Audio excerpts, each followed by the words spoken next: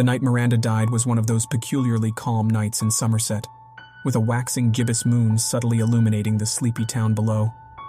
The doctors had called it a sudden heart attack, an unanticipated end to a life filled with gracious smiles and quiet kindness.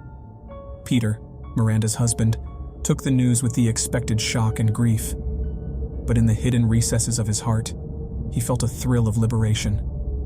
No more would he need to play the devoted husband, no longer shackled to the constraints of marital fidelity. The day of Miranda's funeral dawned overcast and dreary. The service began precisely at noon, reflecting the punctuality Miranda upheld in life. The grand oaken doors of the Somerset funeral home opened to reveal a room adorned in soft muted hues, lit with ambient sconces that cast an ethereal glow. An ornate mahogany casket rested at the front of the room, encapsulating Miranda in her eternal sleep. She looked peaceful, draped in her favorite blue silk dress, a serene smile permanently etched onto her face. The room was filled with mourning friends and family, all dressed in shades of black, their somber faces a stark contrast to the vibrant floral arrangements. Their gazes ranged from suspicious, darting towards Peter occasionally, to sorrowful and pitying. The air was thick with the smell of roses and lilies, mixed with a faint undertone of polished wood and the harsh sterility of funeral home formaldehyde. 2 weeks passed, and Peter slipped back into his bachelor ways. Samantha, a redhead with curves that would have made Miranda frown, was his first fling, followed by Ellie, a blonde whose laughter echoed in the hollow halls of their shared home, and then came Isabella, a raven-haired beauty with smoldering eyes. It was during Isabella's visit that strange things began to occur. Objects inexplicably moved.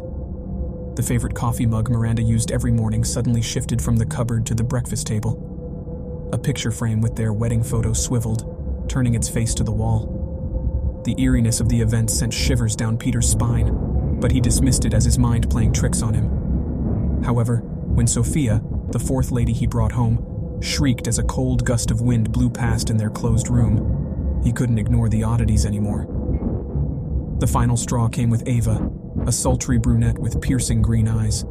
Ava was in the living room, leaning against the fireplace, her gaze seductively locked with Peter's when the room turned ice cold. The fireplace, moments ago crackling with warmth, extinguished abruptly.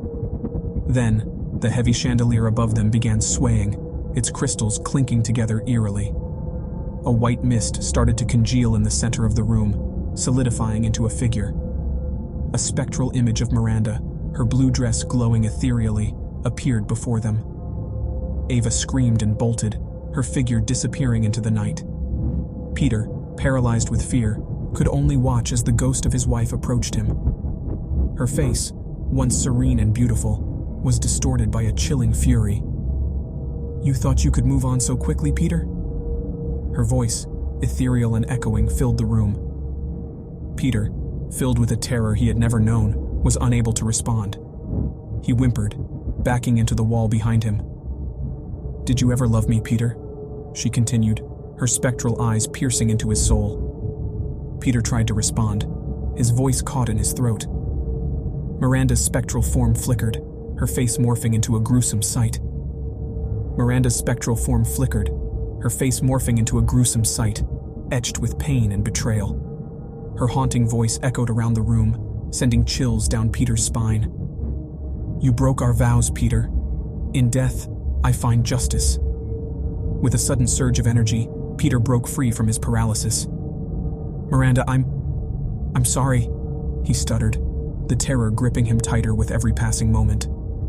Miranda let out an echoing, chilling laugh. "Too late for apologies, Peter," she hissed, her spectral form moving closer to him. Suddenly the room was filled with a gust of bone-chilling wind, sweeping through and extinguishing every light, plunging the room into an impenetrable darkness. Peter was left in the pitch-black room, his heart pounding against his ribs, his breath hitched in his throat. A horrifying shriek filled the air, sending him into a world of agonizing pain before everything turned silent. The following morning, the authorities discovered Peter's lifeless body. His face was frozen in a silent scream, eyes wide open in terror. The cause of his death remained a mystery, a chilling reminder of the price he had paid for his betrayal. Somerset town buzzed with rumors, whispers of a ghostly figure in a blue dress seen wandering in the night. The grand house remained abandoned, a haunted symbol of the dreadful Retribution, forever echoing with the ghostly whispers of Miranda's revenge.